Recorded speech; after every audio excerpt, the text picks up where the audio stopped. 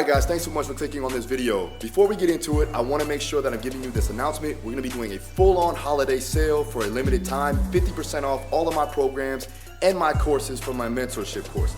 So make sure you take advantage of it. Click the link in the description to find out more details. Happy holidays. Now let's get into the video.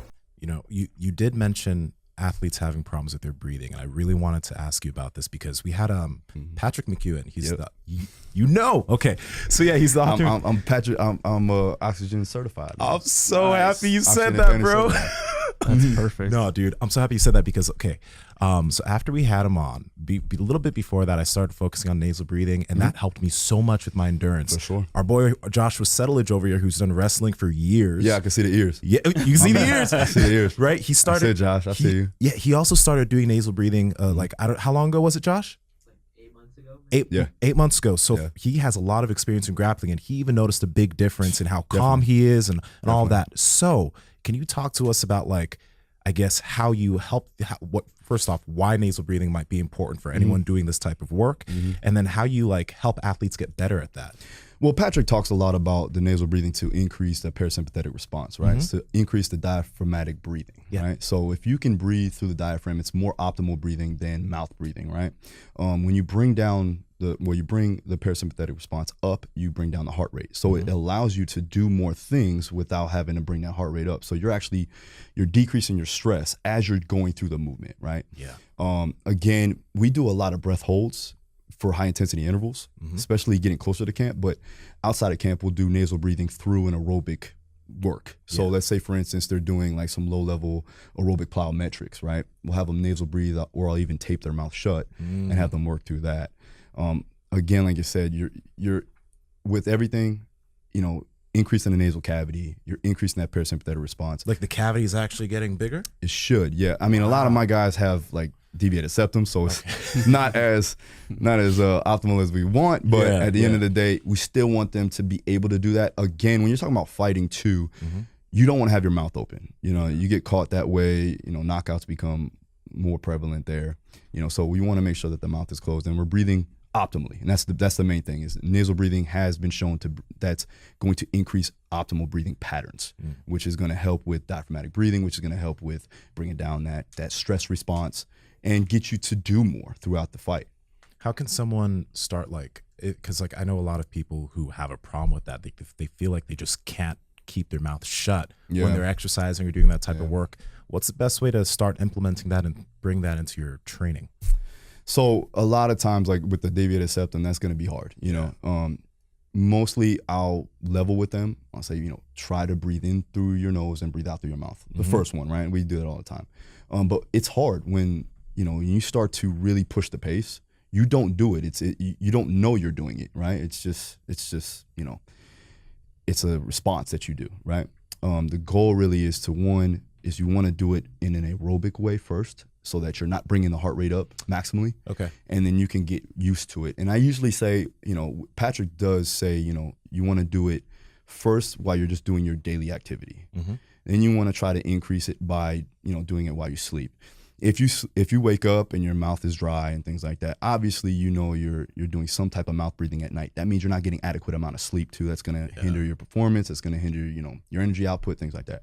So first and foremost, I would say start doing nasal breathing while you're just doing your daily activity, right? Could be, cleaning the house, whatever, walking, going for a light walk. Then from there, you can start to increase it. Now, again, you have to do your BOLT score, which is your body oxygen level test, right? If your body oxygen level test is higher than 20 seconds, then you can start to work into, let's say, some more higher aerobic work or doing your strength and conditioning with a nasal breathing. Yeah. Now, I'm not saying do a nasal breathe when you're doing max load, right? Obviously you have to create maximal intra-abdominal pressure and things like that. That's going to take your mouth. That's going to take everything. But when you're doing that lower level aerobic work, let's say, for instance, you're drilling, right, on the mats, it's perfect to do, right? Because it's lower level aerobic work. Yeah. You're doing something technical and you're increasing your ability, one, to bring up the nasal cavity, and you're giving yourself the ability to start to understand how to properly breathe through those stress situations. So it just goes in progressions there. Okay. That makes sense. Yeah, man. No, I'm so happy. I'm so happy that we're not crazy. That works, man. Right? When we tell people that we tape our mouth shut to go Yeah. to sleep, people do think we are weird. Yeah. I can't remember what Patrick said, but we asked him like straight up, like, what percentage do you make your athletes train, through nasal breathing? Mm-hmm. Like, I know you said like for the heavier stuff, but like if you had a percentage that you can put on it, like, do you think you would have one? Man, it's a lot. I would say at least 50 to 60% of the time. Okay, cool. See, it's good just to put I'll put even a do number it, on it. like for sure, especially off camp when we're trying to build a base of aerobic capacity. Definitely, we'll try to do the nasal breathing, and then from there, I do a lot of breath holds, especially in camp when we're doing the higher intensity work.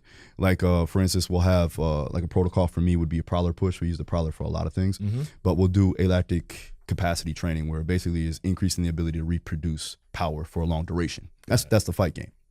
So what I'll do is I'll have them sprint with the prowler down. I'll have them breathe in. They'll blow all the air out as they're pushing it about 20 yards. Okay. Then they'll hold their breath once they hit the turn and come back 20 yards with their breath, holding their breath. With their breath held with the air out. Whew. Right? Oh man. Okay. You do that for 10 rounds, right? You get a 20-second break. You want to breathe, but the catch here is that you want to be able to catch your breath between 5 or 6 seconds, right? And they're doing active recovery by shadow boxing or pummeling or whatever the case. Wow. But they're nasal breathing as they recover.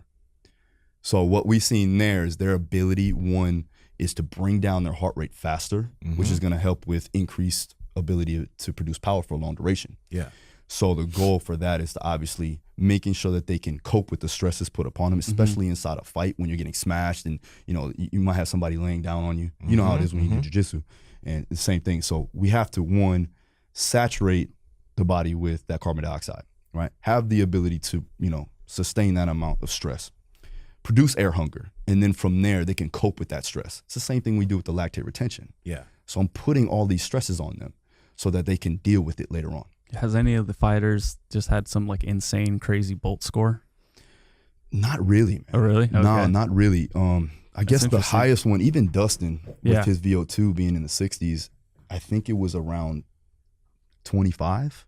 Okay. So it's not like up in the 30s or 40s. I don't know, Josh, what's yours? Let's do it right now.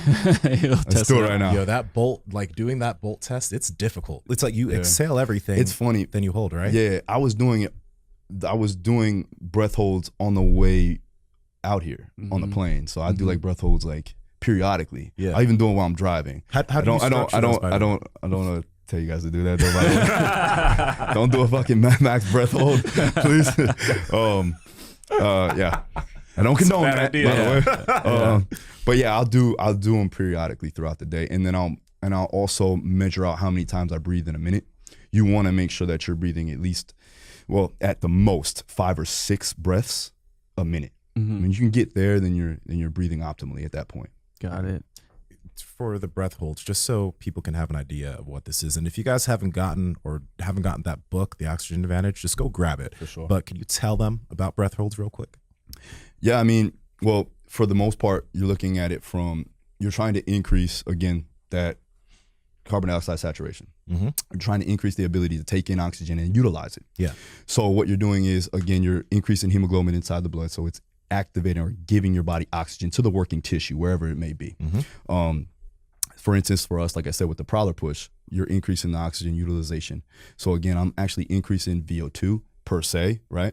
And that's the best way we can do it. From a high altitude standpoint, you're actually imitating high altitude training, right? You're not gonna do it. It's not fully there. You're not gonna go in it's not like Colorado, but at the end of the day, if you're living at sea level, like I am, right? The goal is to make sure that we can get the most out of that particular response. So we do the breath holds to simulate high altitude, to increase that ability to take in and utilize oxygen, right?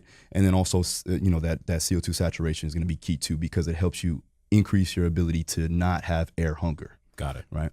Do this. Don't buy masks. You see a lot of people with those training masks. Here's the thing. Patrick has masks that it actually, yeah, I know. So I was like, oh man, this guy's got a fucking training mask. I was like, so the whole thing behind that is obviously it's not going to simulate high altitude there.